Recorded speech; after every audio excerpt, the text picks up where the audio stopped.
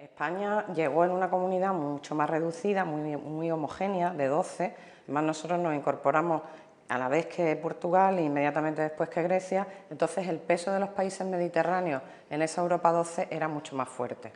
Cuando Europa ha transitado de 12 a 28, ahora 27 tras la salida del Reino Unido, esa huella se ha difuminado, de tal manera que ha habido como una especie de vuelta atrás de que la Unión Europea ha pasado otra vez a definirse como lo fue en sus orígenes.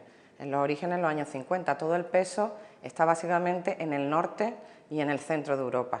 Entonces sí que nos hemos quedado con mucho menos peso a nivel de decisiones o la posibilidad de orientar determinadas políticas a favor de esos países mediterráneos. Siempre ese es un problema o una crítica recurrente que se le hace a la Unión Europea. La Unión Europea siempre está en crisis, ha tenido crisis desde los años 70 con la crisis del petróleo, ha tenido luego crisis en los años 80, crisis al principio de la crisis económica, en el 2000 otra vez, es decir, que Europa está acostumbrada a vivir con crisis. Y de las crisis a veces Europa avanza, lo hace, yo pongo siempre un ejemplo bastante gráfico, que es que damos un paso adelante y dos atrás en momentos de crisis. Es verdad que la coyuntura económica lo marca todo y cuando hay problemas económicos es muy difícil avanzar en un proceso de integración europea, se produce una actitud siempre defensiva, reactiva. Y es verdad que esta crisis es una crisis económica, pero también es una crisis social, es una crisis de confianza, es una crisis de legitimidad, pero eso no significa que Europa, si se plantean bien las cosas, no pueda salir un poco más reforzada.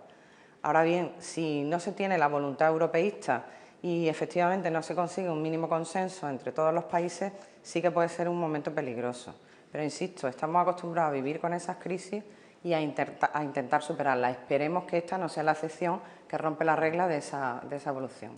Lo primero, la Unión Europea tiene que definirse sobre el modelo, qué quiere ser, hacia dónde quiere caminar, si vamos a más Europa y más unión o menos Europa y más desunión, eso es lo primero. Y es verdad que en este momento lo que está primando es menos Europa y menos unión.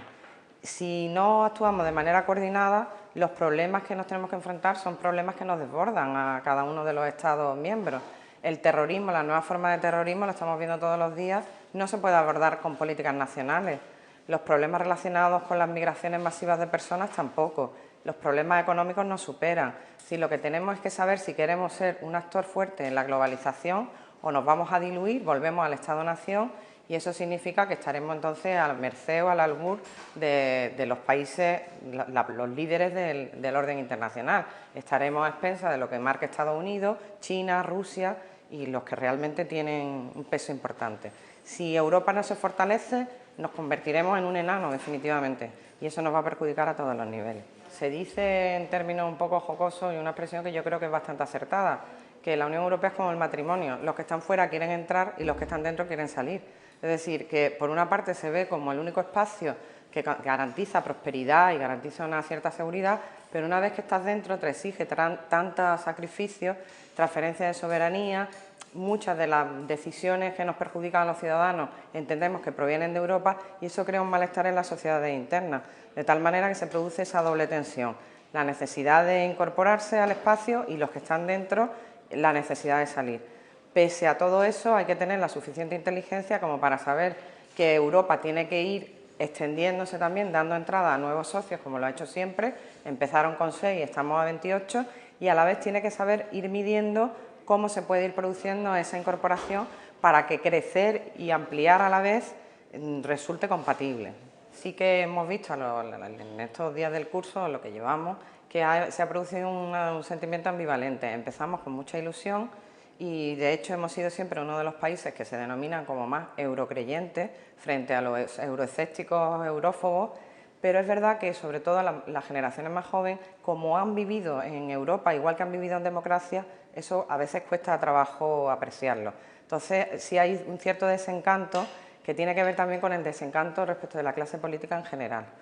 De todas maneras, sí creo que nadie en el espectro político y que tenga medianamente sensatez se plantea que se pueda estar fuera de la Unión Europea.